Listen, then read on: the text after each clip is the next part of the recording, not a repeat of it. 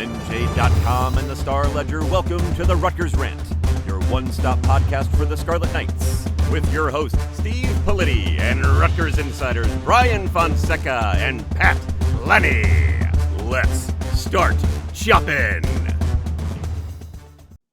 All right, everybody, welcome back to the Rant. Politti here, Lanny Fonseca, our 2024 wrap-up show. We'll make it quick.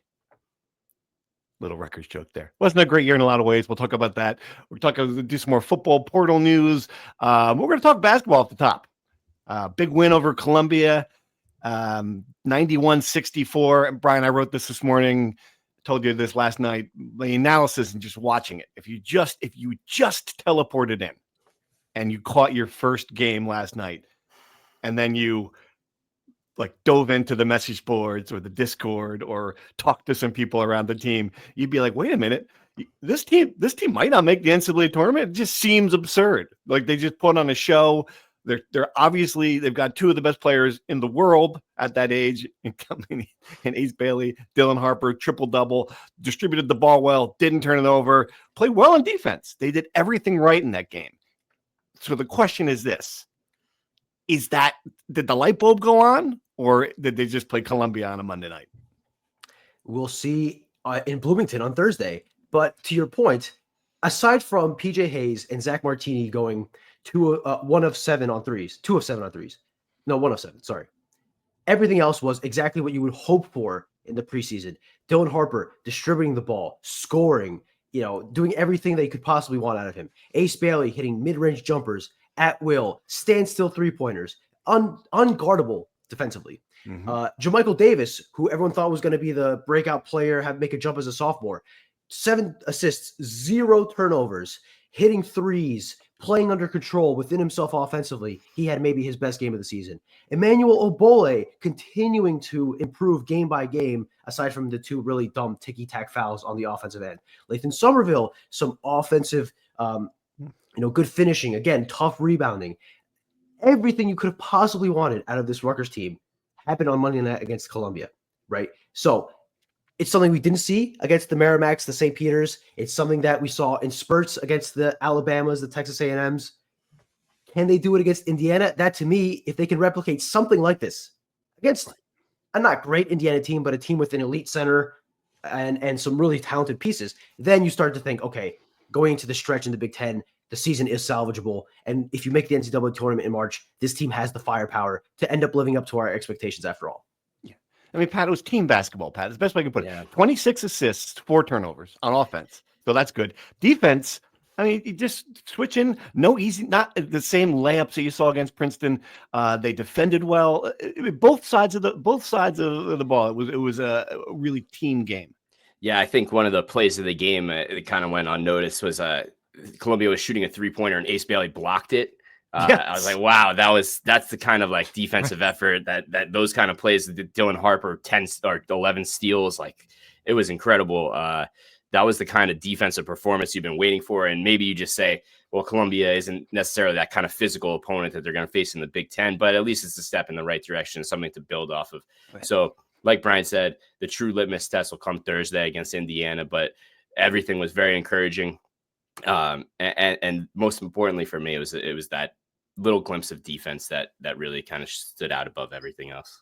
Right. To build on that, and with Play's point, Steve Peichel mentioned this, Columbia is a team that backdoor cuts you to death, much like what we thought Princeton would do and what Princeton did do. And they were very clearly prepared for that on the scouting report. They deflected a bunch of those backdoor cuts. They rebounded the ball really well defensively. They were prepared for all of it. I mean, when you have 9 days to prepare for Columbia, that's to be expected. But they played decently well on that end because of all that. And they stopped Geronimo Rubio de la Rosa, who's one of the most efficient offensive players in the country. They held him to 17 points on, I think, 18 shots, which is pretty good. Yeah. And I also wonder if we saw a different side of both of the stars. And great, we've talked about this in the podcast. They've been brilliant from the start. Nothing that's happened here you can possibly pin on them. But I will say this.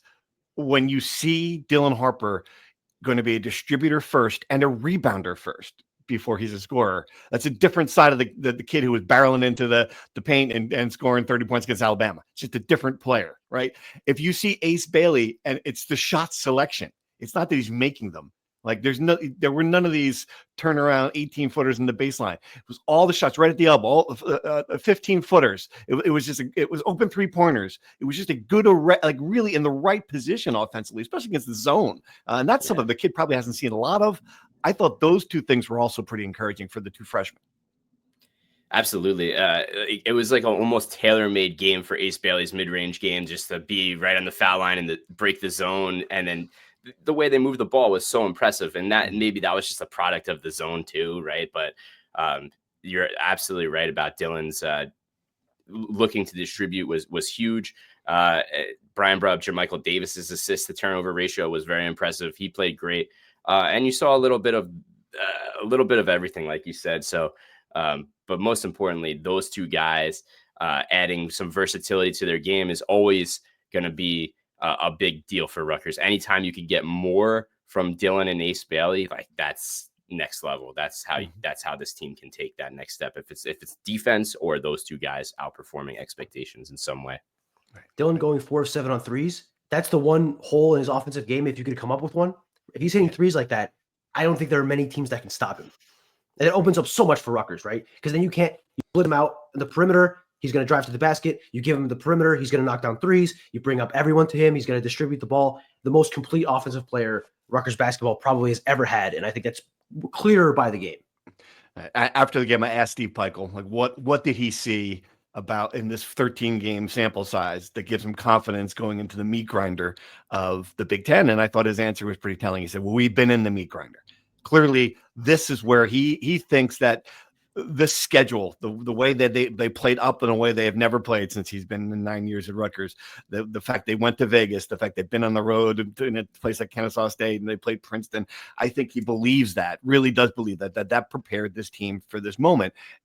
There's a compelling case to be made. And if you want to look at glass half full after that game, I totally understand why you would. And you would look at this. You would say, okay, this team looks better than it did when it started the season, and it has not lost any games that you would say, well, that was just a terrible performance. Like even on the road against Ohio State, they've always lost that game.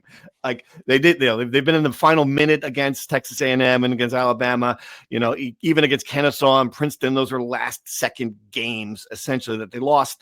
Again, I'm making the case for you. If you're feeling positive about this, like, all right, this is a new season. This team got through it at 8-5. And the next point, Brian, now you've got 12 quad one games. Ultimately, it didn't matter what happened. The NCAA tournament, you want to make the NCAA tournament, it's right there for you. There's no questions about it. You can go out and win enough to get there without a problem. I'll push back on that a little bit. They got blown off the floor in the first half against Kennesaw State, right? Like that, they were, to their credit, they only lost that game by one possession, but the fact they were even that game was a minor miracle. They got blown out of the floor. They got killed by Ohio State for the most part. They were in a dogfight with Princeton, a team that is good, but they should be better than. And ultimately, their only win outside of Piscataway is an overtime win over a mediocre at best Notre Dame team that they almost lost, right? So not to be the half-glass empty guy, as I usually am. But that's it. That's a good point. That's absolutely true. Yep. Now, listen, there's value in going through the meat grinder and having that experience so that you're not caught off guard. Your first major road game is in Bloomington against the program that hates you, essentially. Indiana fans must be sick of Rutgers, sick of the Harpers. I can't wait to hear all the creative things they're going to say to Dylan Harper, who they at one point probably thought they could land. But all that experience is for naught if you don't go out and win the games, right? That is ultimately the point here, right? Rutgers has done what they should do so far at home. They've held home court. They've won all the games they should. And that is the foundation of building a resume. Now you got to continue to keep doing that in Big Ten play with some major challenges coming ahead in Wisconsin, Purdue, and UCLA. Probably have to win 2 of those, at least 1. And then the next step there to make up for the non-conference lack of road wins is you got to pick off some of these road Big Ten games. You got trips to, Indiana coming up now. Then you go to Nebraska. You got a drivable game to Penn State. Maybe you sweep them. Northwestern. Like these are winnable road games. You got to start stacking those up early. And then we can start talking about, it's one thing to have the quad one opportunities. It's another thing to take advantage of them. And I think they got to start doing that sooner rather than later. Yeah. How many of these games will Rutgers be underdogs in, like legitimate underdogs in the Big Ten? That's kind of like the big question for me. Like when you got those two guys, you kind of feel good about every game mostly, right? Like You feel good about being in every game, I guess. You feel good about winning every game. It's a different question, I guess. Yeah. I think most of them, right? I mean, at this point, the Vegas lines obviously come out a day or two before every game. Yeah. I don't know that right now. Ken Palm projects Rutgers to be an underdog in every game aside from USC and Minnesota, which are the only 2 quad 3 games left, and games that Rutgers absolutely positively has to win. Right. I'm shocked by that. Yeah. Wow. That is quite a number. I mean, let's look at this first. And you said, do you think Rutgers has to pick off at least one of these first 4?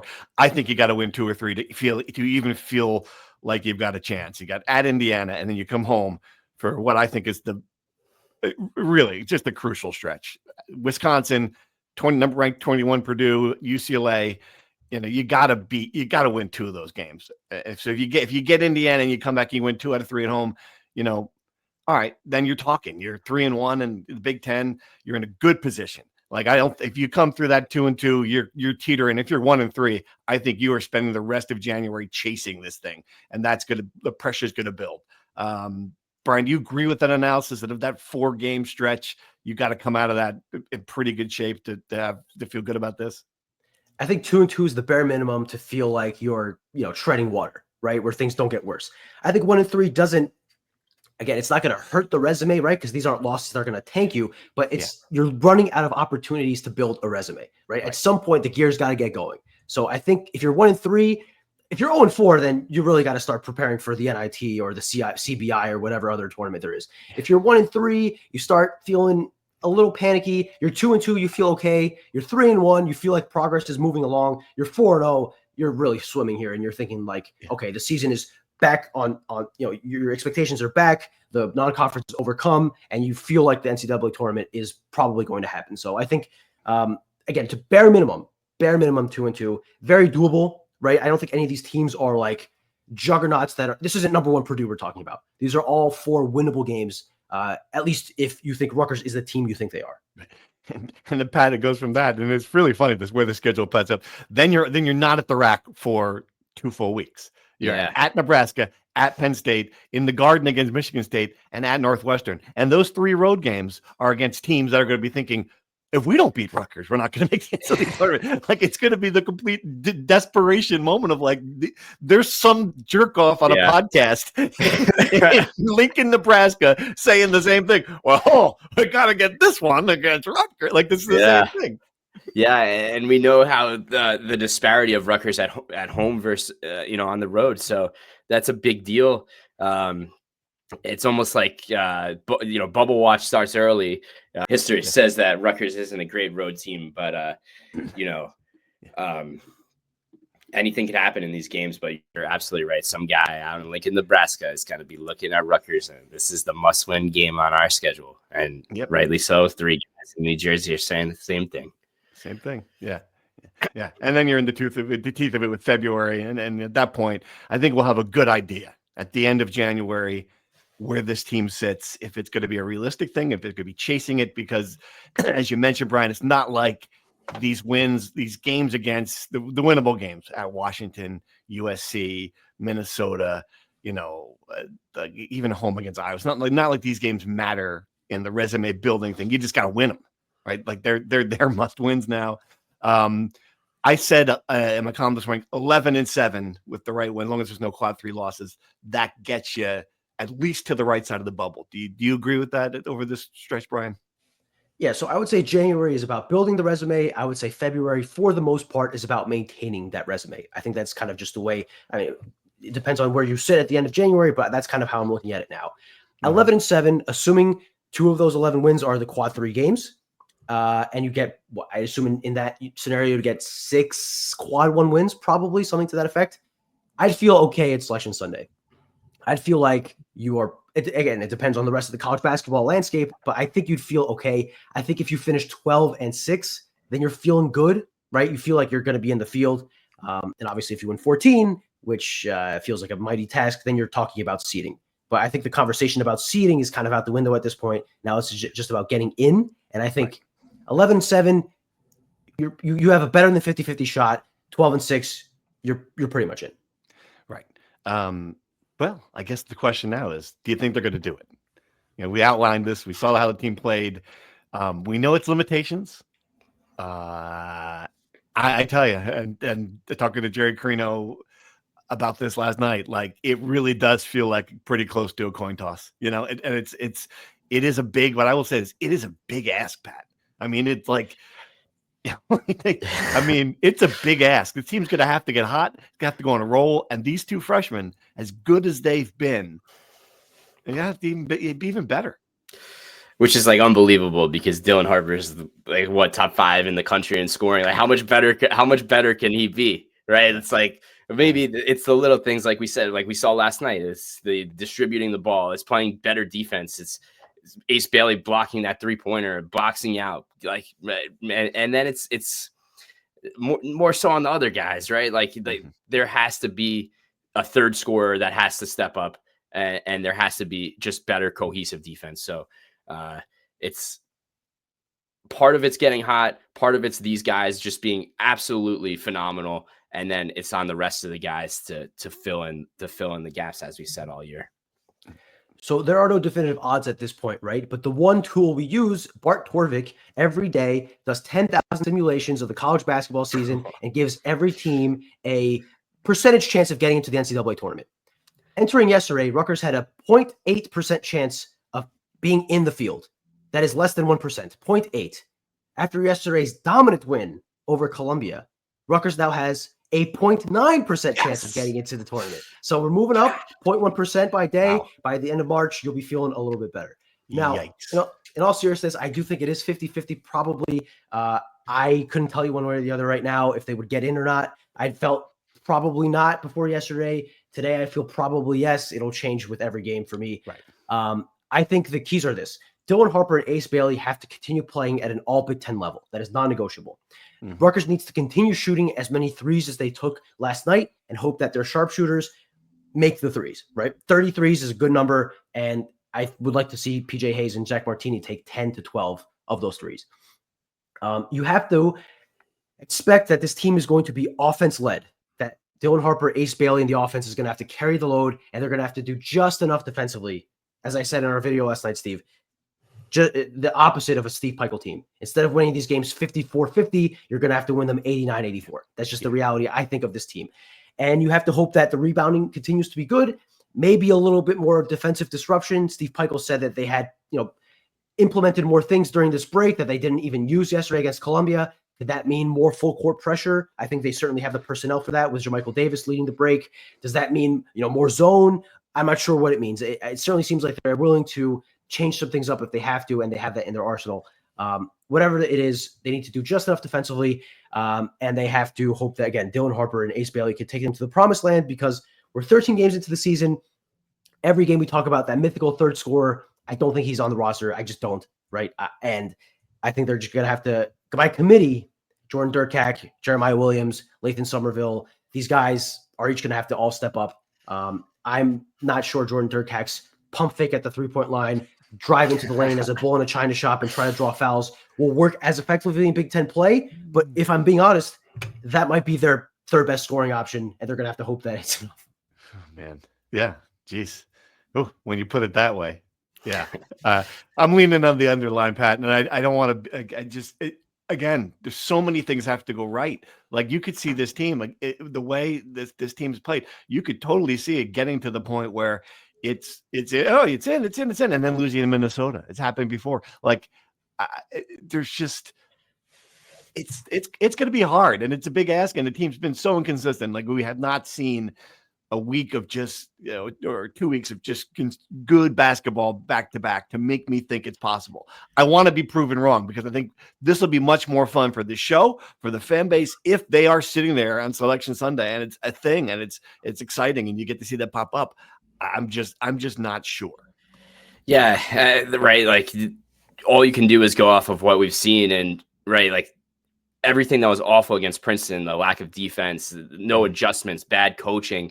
Then it kind of comes back and everything's fixed and not fixed, but much better in a week. And you start to say, well, yeah, like we said before, this is a very good step forward. A lot of things that we didn't see, we saw. So the great part of the conference schedule is that you will get that consistency in opponents, in scheduling, and that's the time to really take this thing and get some stability so that you do have some results you can start to stack some results. So I think that stability will be good, and Rutgers can build off of, some performances. This Columbia game couldn't have come at a better time, I think. All right. Let's dive into football, and we'll come back to some basketball questions. And we got some questions from on the Discord, and then we'll do a year in review wrap. But football, Motoré announced that he is coming back. No surprise. We all expected that. He announced it that's a bad time to news drop, right? December 30th on Monday night during a basketball game. Come on, Mo. Give us that during a news window where we can, talk about it. But still, big development. He could be 24 years old at this point. He's got to be already. He's in mid-20s. Their best pass rusher. Check a box there. If he can just get healthy and stay healthy, that's the most important player they're going to bring back on defense. What else do we now expect in the next coming days here with the portal reopening soon? It does reopen soon, right? So the portal doesn't reopen again until the spring, but the dead period ends, or quiet period, whatever. At this point, right now, transfers can't visit. So things are kind of in a holding pattern. I think Rutgers should hope to get clarity on Eric O'Neal soon. He's their top defensive end target. Kid played at Paramus Catholic from Staten Island, really trying to lean on that come home angle. And I think that certainly will benefit Rutgers. And I think they have a chance there. But a guy with, I think, 13 and a half sacks, 14 sacks last year, top 10 in the nation, is going to garner a lot of interest around the country. If Rutgers is able to beat that interest, huge building block at a position where they have not had a lot of production over the years. If they don't get Eric O'Neal, I think it's clear they need to get at least one defensive end, maybe two, maybe another defensive tackle. I'm wondering what they're going to do at left tackle. I still don't have much idea if they're going to hope to promote from within, if they're going to be able to nab a guy, but I certainly think that's the next priority. And then safety, they've offered a couple guys already, and it seems like they might have a guy on campus if I read the reports on the recruiting sites correctly. But they're going to have to need to add a body there. I think they have promising young guys that we saw in the bowl game. DK Gilly got some run, and Jesse O'Fury got some run. If you saw Jesse O'Fury on Kansas State's game-winning touchdown, it looks like he still has a long way to go, seemingly backpedaling and kind of not knowing when to make the tackle, right? Obviously, small sample size, he played 4 snaps, right? So I'm not saying the kid has no chance next year. What I'm saying is that I think you feel like when you're losing 3 veteran guys back there, you'd like to add a guy with proven experience, and I think that's kind of the way things are trending. So they've filled some holes so far, still some holes to fill. So it'll be interesting to see what happens here. And I would expect maybe a few more. Well, actually, there will be no more departures, obviously, because the portal's closed. But in the spring, there will probably be more departures only because they have to get that roster number down to 105. And that explains some of there was about a dozen guys that went in the last day. That kind of explains it. Right. And none of those guys, to be clear, were, one was a 4-star recruit, and people are like, oh, no, what happened to him? But as far as guys, once they got here, none of them were expected to be big contributors. Not next year. No, a lot of them were young guys, and a couple of them were guys that were in the program for 2 to 3 years that you could kind of tell really weren't on the path to get into the 2 deep. And with Antonio White, the 4-star highest ranked player in last year's class, I just think it kind of wasn't a fit, right? I think you kind of figure that out after a year. I think it was best for both sides to kind of go their separate ways. And sometimes it happens. I mean, Rutgers has had, it's a few years now that they've had at least one 4-star in every class that kind of just hasn't panned out. This year was Antonio White. A couple years ago was Kyrie Banton. Anthony Johnson, for personal issues, didn't work out either. So I don't think that's an indictment on Rutgers. That's just kind of the way it works, right? You're not going to hit on every recruit. And then obviously there's the injury angle with Jacob Allen, who was supposed to be the 4-star offensive line of the future. Freak injury ends his career. So Rutgers has had some bad luck on that end, but I just think it didn't work out. I don't think it's an indictment on Greg Schiano, as some people want to say. Just a situation where, again, things just didn't work out. Pat, if you had to give one, if O'Neal comes, if you had to give me one guy, one position to get out of the portal, what would it be? Wow. I think you're still missing that anchor offensive lineman to replace Holland Pearson. I think it's such an important position. I feel better knowing you kind of have some guys that can maybe slide over, right? Tyler Needham should be back. He could probably hold it down at left tackle. But I think that's such a premium position that would be my answer. Yeah, finding some stability. Right, we're going to talk about this offense and how its potential for next season being a big time passing offense. Right, you need someone to protect the blind side too. So just a really important position. So I'm with you there totally. All right, you guys want to go safety? I think safety's sneaky really important, right? Like it's probably the position we think about the least, but again, they're losing so many guys, Shaquan Loyal, Flip Dixon. I think they need a body there. Again, if you can get Flip Dixon 2.0, I think you're in a great spot. So that would be mine, but I think obviously I agree with left tackle being if Ethan's getting sacked at 2 seconds every play, it doesn't really matter how good the wide receivers are. Yeah, and no, I think safety is really that was coming in. I remember in the summer writing so many times, like, look at how many snaps these guys have played in the secondary, and not just at safety, right? You had longer beam. Eric Rogers was coming off a year as the third corner. So while I feel like they have some pieces in place at cornerback, Kaj Sanders had such a great freshman year at safety that he'll be a key building block. But I just think the premium position is left tackle if it's not defensive end, which is that production's been awful too. Right. All right, let's take some questions. We had some good ones from the Discord and from Twitter. If you haven't joined the Discord, my advice to you is to not join the Discord, or you can have my spot in the Discord. I'm kidding. The Discord's a work in progress. What surprised me about the Discord, fellas, check me if I'm wrong, I thought people who joined it would what's the word I'm looking for? Would like us, maybe. I thought that would be a prerequisite. I mean, you watch the show, you want to engage with us. You understand that it's not going to be rose petals and flowers. That there are other places to go if you want nothing but unvarnished, happy Rutgers content. If you want three guys who give their opinions, whether they're winning or losing, and don't try to sugarcoat stuff and don't blow smoke up your butts, that you would come to our Discord and we'd have a conversation. But apparently some people just want to be just can't help themselves.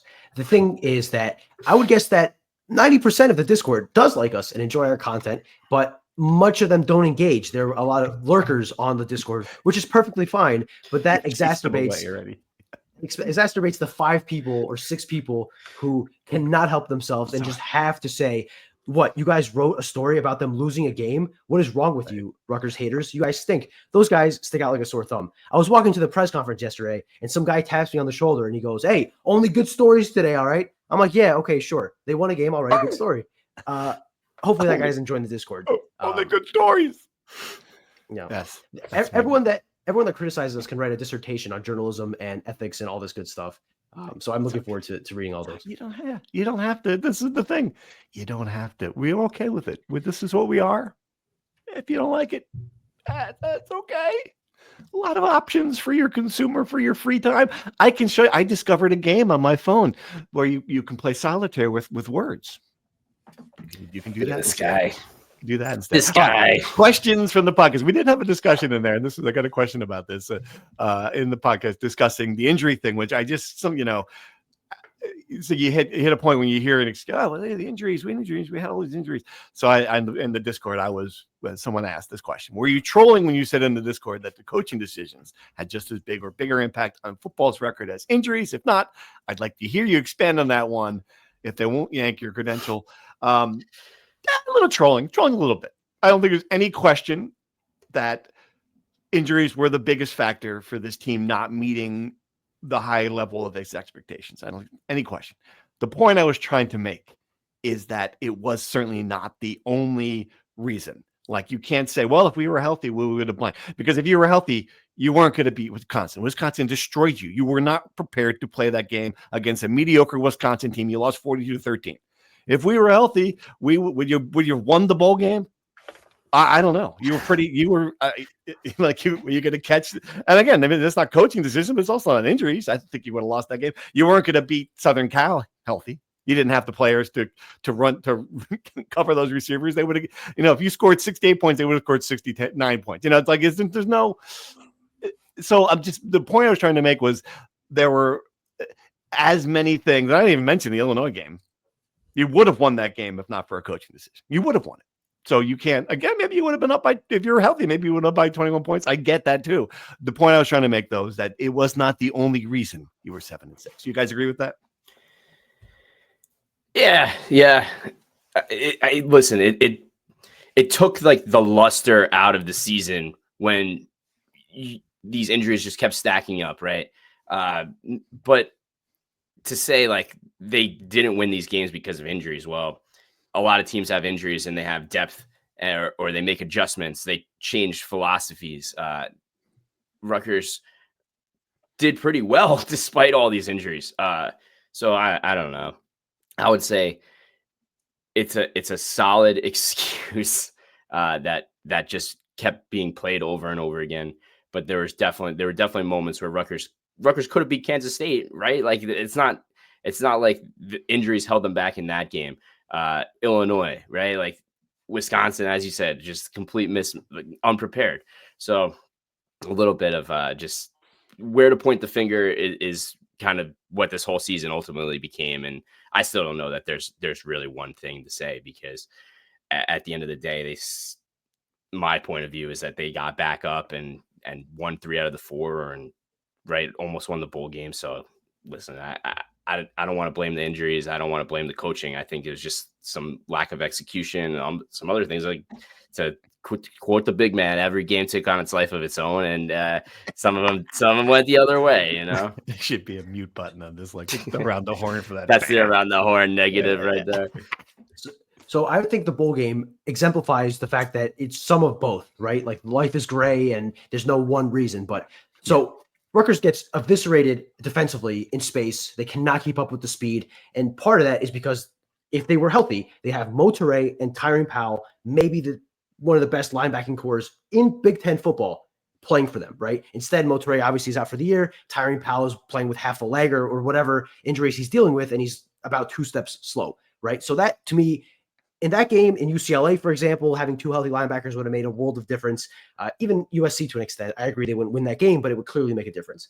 So that, to me, is solid proof of injury. Now, it's not injury's fault that Rutgers just refused to throw a screen pass against pressure in the second half against Kansas State. Greg Schiano told me 2 days before that game that Jashawn Benjamin has the greatest hands he's ever seen in a running back, yet he caught 1 pass, right? Like, Kirk Shiraka, headset, even without the headset, even being on the sideline, could have just called a screen pass to Jashawn Benjamin, and he probably had acres of space to run into when Kansas State is sending 8 guys towards Ethan Kaliakmanis, right? So that is clearly a coaching decision. Illinois was clearly a coaching decision. So I think it's a mix of both. Greg Schiano said that if they were moderately healthy, not healthy, moderately healthy, this is a team that could have won 9-10 games. I certainly see, in a world where everything goes right, this team winning 9 games if they're fully healthy.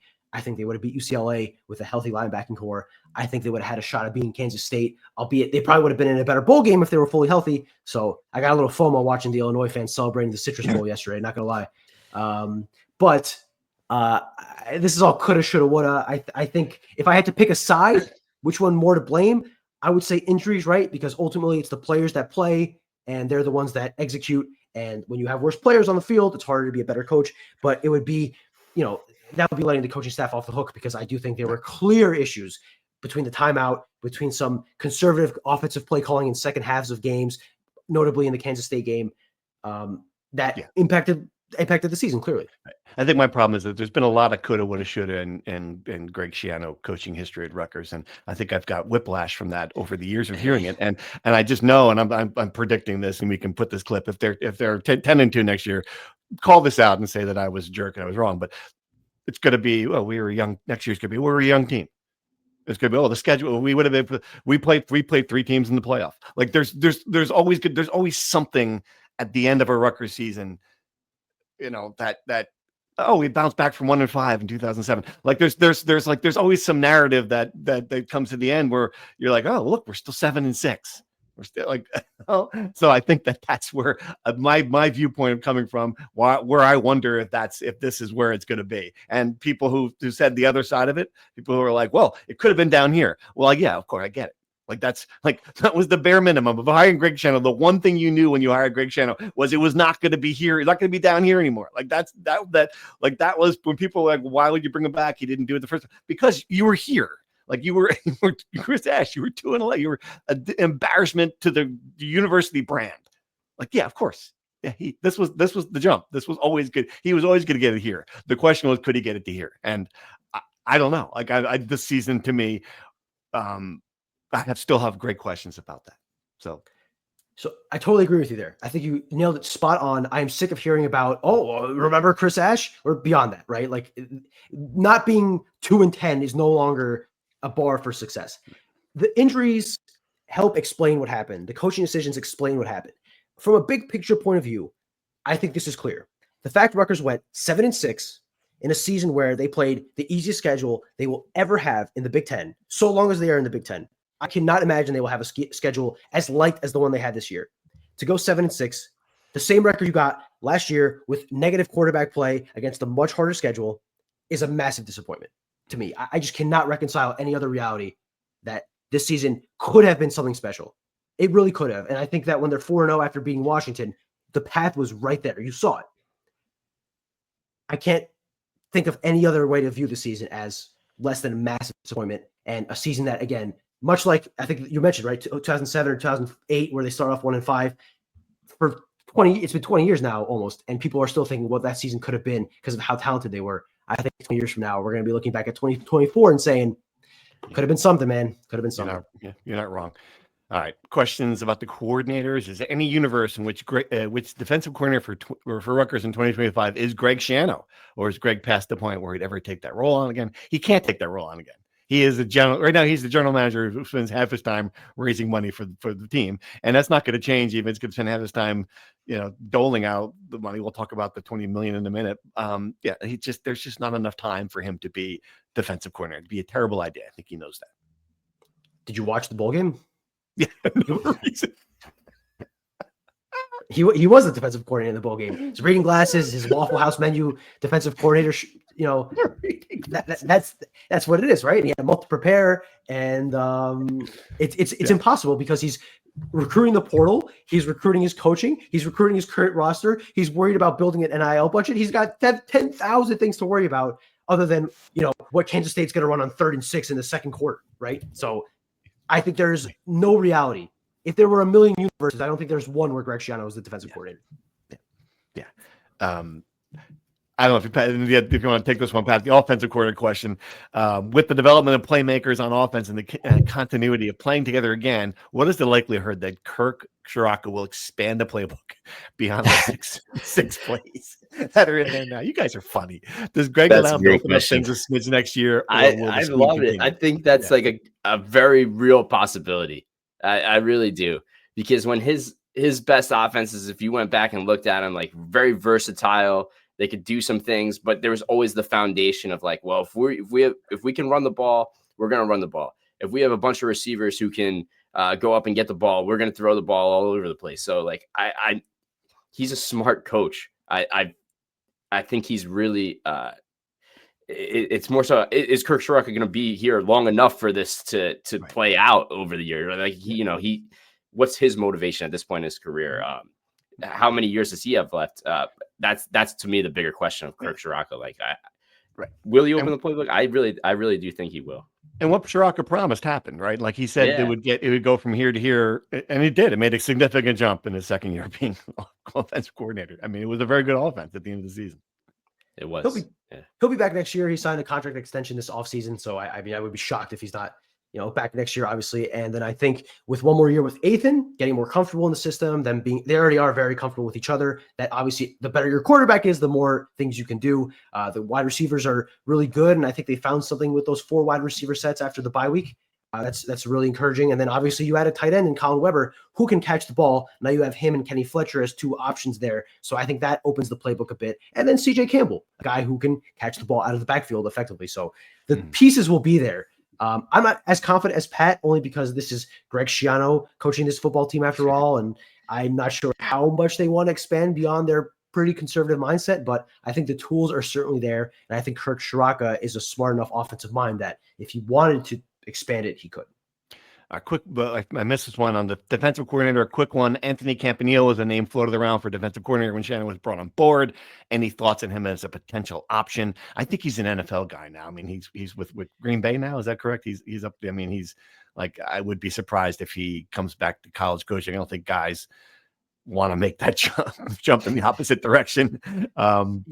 He's really established in the NFL. He was with the Dolphins for a while, had some like very viral clips of him in meetings during Hard Knocks, like bringing that North Jersey attitude. And just think about this, like it didn't work out for his brother with Greg Schiano. Why would it work out well why would Anthony want to be a part of it? So I think it's a great name. He's he's been at Rutgers. He played at Rutgers. Always a popular candidate, but I think he's doing well right now. Right.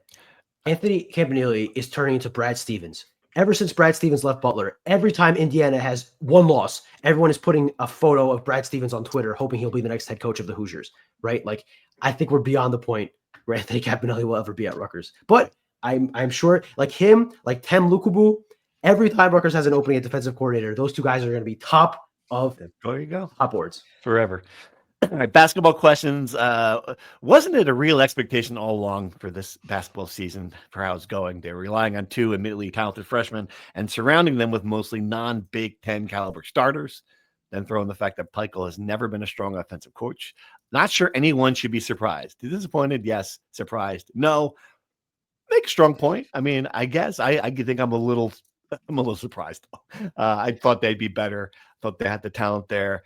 I will say this, like, I do wonder, Brian, if Steve Peichel could have a mulligan in the portal and make a couple of decisions there a little differently with the not just the specific players he chose, but the types of players he chose, if he would do so.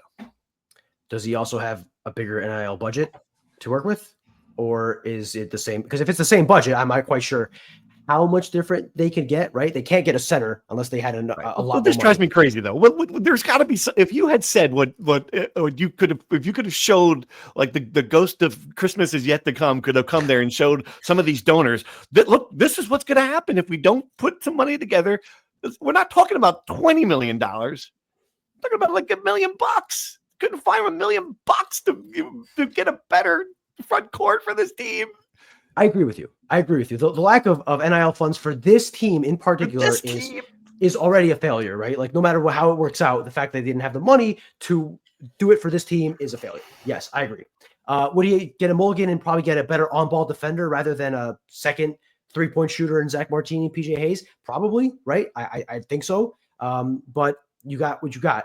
Listen, is it surprising in hindsight? No. Could I have come on this podcast in September and said, guys, I don't know about the roster construction, without the entire Rutgers fan base calling me a hater and a fraud and, a guy, the most negative person on earth? Of course I couldn't, right? So obviously it was impossible to say those things in September. But when you consider the fact that they didn't get a center, the fact that none of these guys they got can really defend, they got some bad luck with Tyson Acuff breaking his foot, right? Like, we got to be honest there. It's unfortunate, right? I'm not sure how much of a difference it would make, but the kid broke his foot at Rutgers, right? It's not like they knew he had a broken foot. I think that's worth mentioning. But yeah, is it no matter what, even still, they have two freaking NBA guys on the roster. They have the best freshman in the country. They have the best shot-making freshman in the country. They have two of the best players in the Big Ten. They have two all Big Ten players. They should not be 8-5 going into the Big Ten restart. I don't care how bad the roster construction is. They have two of the best goddamn players in the freaking league. All right. Fair point. I'll leave it there. That's good. This is a funny one for a question about basketball. Rutgers is 0-3 in games played before 1 p.m. Eastern and 8-2 in the rest. From an analytical perspective, 4 of the 5 worst performances this season were day games. How do we tell Pike to brew up an extra cup of coffee in the AM on early games, or should we just accept that we are nocturnal? Look, if this is the case and you guys are nocturnal, you're in great shape. You're in great shape. And this is the reason. We found the reason. It's just Dylan Harper likes to sleep in.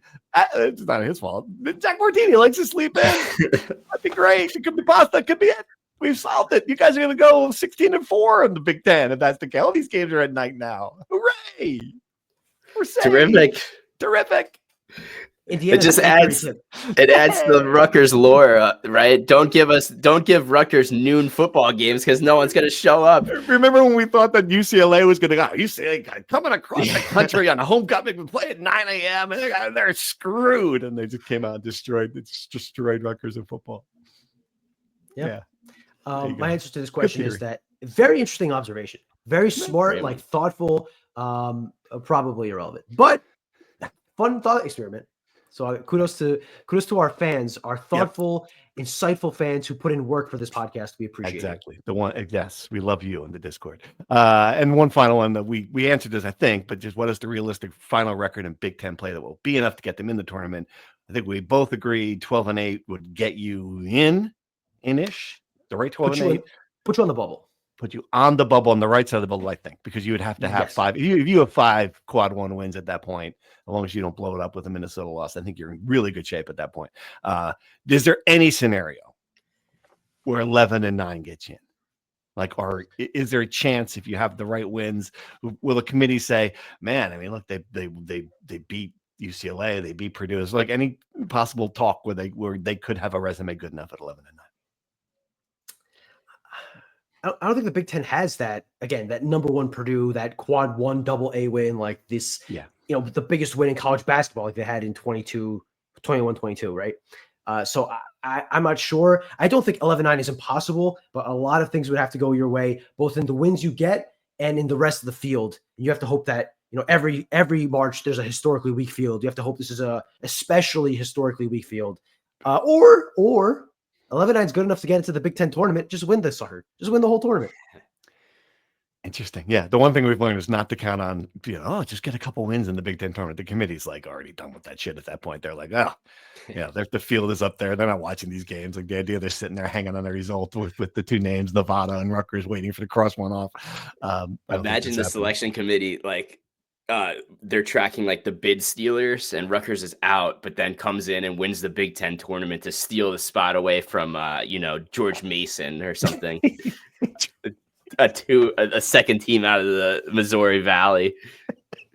I love it. That'd be fun. Let's sign for that. That'd be incredible. Yeah, let's do it. All right. Last question. And if you gave us one and we didn't get to it, I apologize.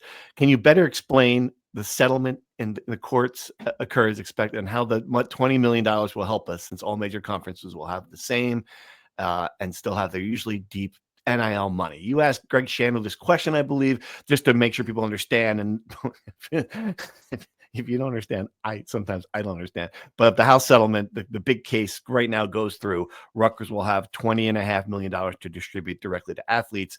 Universities are on the top level making those decisions independently. I've heard from a number of people that it's almost all going to go to basketball and football. Obviously, the breakdown is still a work in progress. Greg Shannon says he knows it. He's not going to tell us.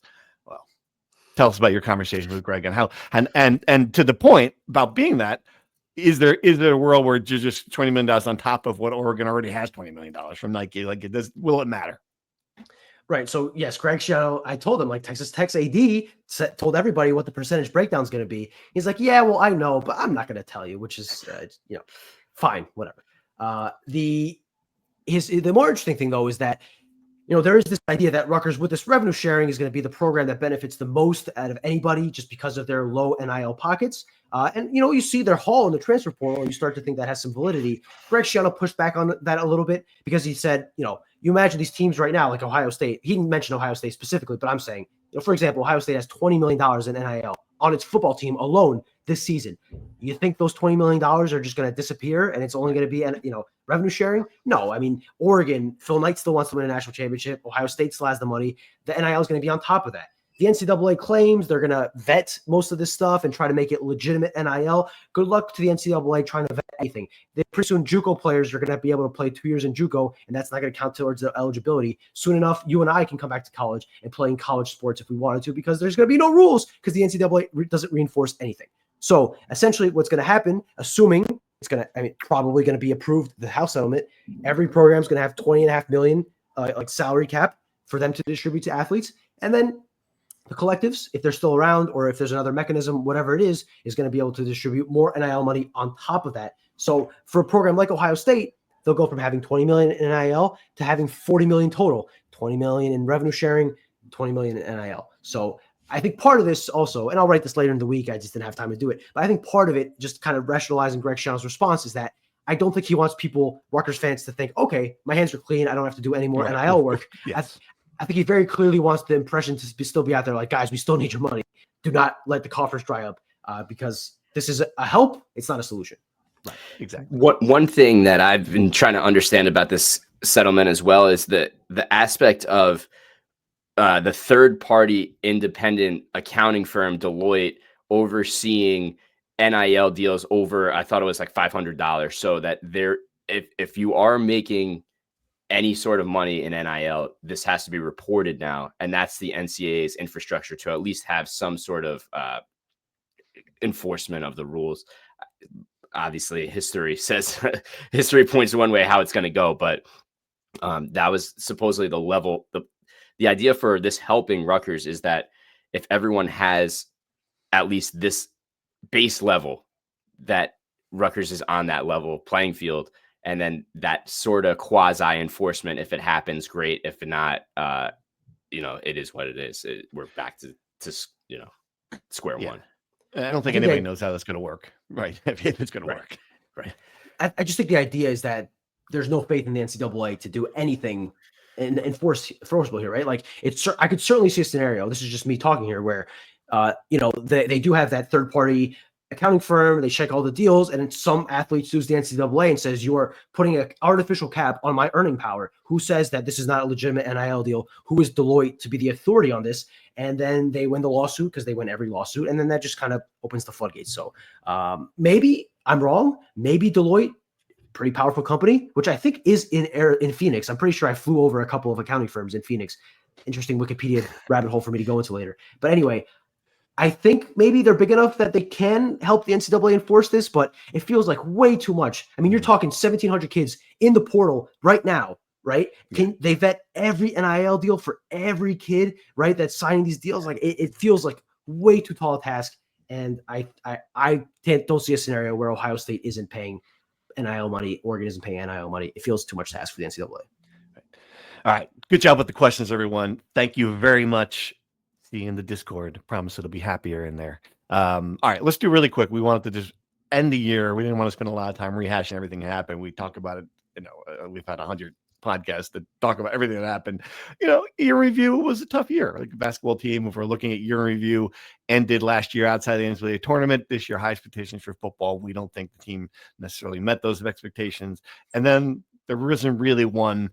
Like in the past, there's been one team where you hang your head on. You're like, oh, but women's soccer. Oh, but field hockey.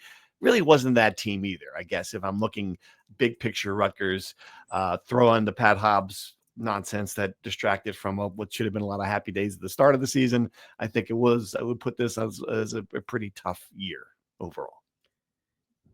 Could not agree more. I mean, pretty much nothing went right? Even like basketball season right now isn't over, but it's been a rough 2 months to start the year. The most anticipated season, academic year in 50 years, starts with, again, the athletic director leaving in scandal, right? Like Rutgers just cannot stop shooting itself in the foot. So it's hard to not think 2024 as a year was not a pretty large disappointment. And you got to hope that the second half of the 24-25 season salvages it. Because you're right. Even the Directors Cup, right? Like a couple of years ago, that was the saving grace, and I mean, just nothing there. So hard to pick a positive. All right. Well, give me one thing, and along the line, give me one thing that you want to see for 2025 that would make it a positive. Let's each go through it. Who wants to go first? Around the horn here. Give me one thing. I'll start with something we brought up briefly. Thanks to that great question. I want to see an explosive offense in football, like a type of offense that just like, wow, we're scoring 40 points a game, throwing it all over the place. I thought that kind of excitement and the possibilities there. So I'll say that like an offensive team that spreads it out, and just to go back to the quote that Shiano had at the beginning of the year, that we're not Barnum and Bailey. I want to see Barnum and Bailey offense. As crazy as that sounds. Yeah. As crazy as that sounds. Sure. I mean, this is a wish list, right? So we can go a little crazy. I'll avoid the cliche Final Four for basketball. I will say, to build on Pat's point, I want to see a big football upset. They haven't beaten a ranked team in 16 years starting next year. They have 3 major opportunities with Oregon, Ohio State, and Penn State, and whoever other team they play, that will be the surprise. Maybe they play the Indiana of 2025 and they'll have a chance against them. I want to see a big-time upset. That this is a season that they might not make a bowl game. They could be a better team and not make a bowl game. But I think if you don't make a bowl game, but you beat Ohio State, Oregon, or Penn State, that's a positive year in my book. I think that gives you a lot of juice in recruiting. And I think it gives a lot of juice to the fan base to feel like this program that may be feeling a little stagnant, if they go again 5-7, 6-6, 7-6 again, you get that big major upset win. Then all of a sudden Rutgers is the hot team, and you feel like okay, maybe the results aren't getting better, but I should say that the record isn't getting much better, but the results, the play is all improving, and the program is moving forward. Right. Yeah.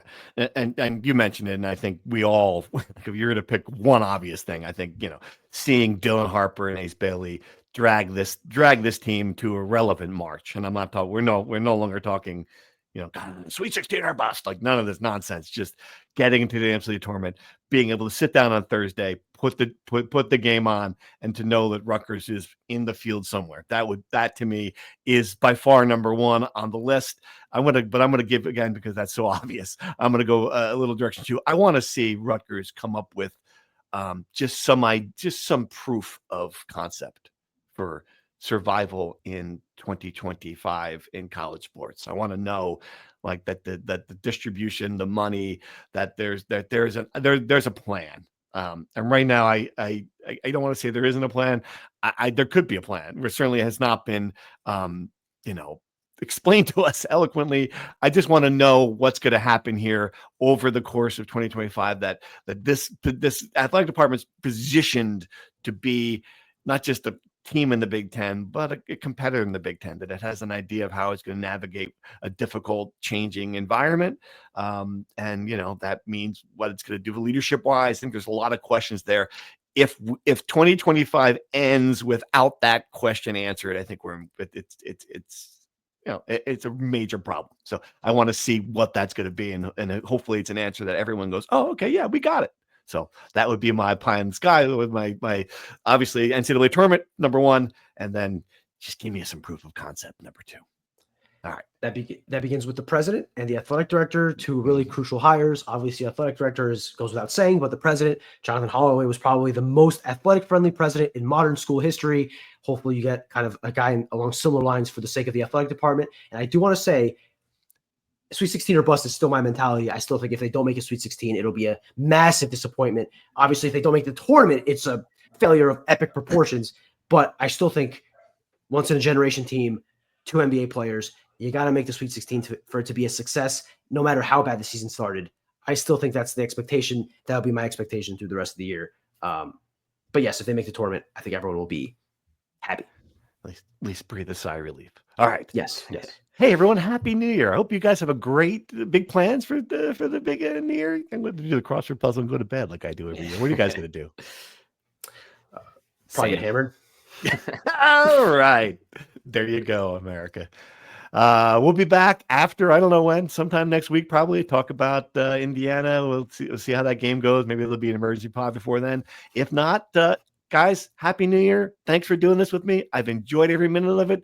To our loyal listeners, I wish you guys to have a great end of 2024, and hopefully 2025 is a lot more fun for Rutgers Athletics.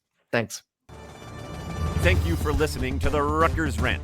To participate in the conversation and receive live updates about the Scarlet Knights directly to your phone, sign up at nj.com/insider.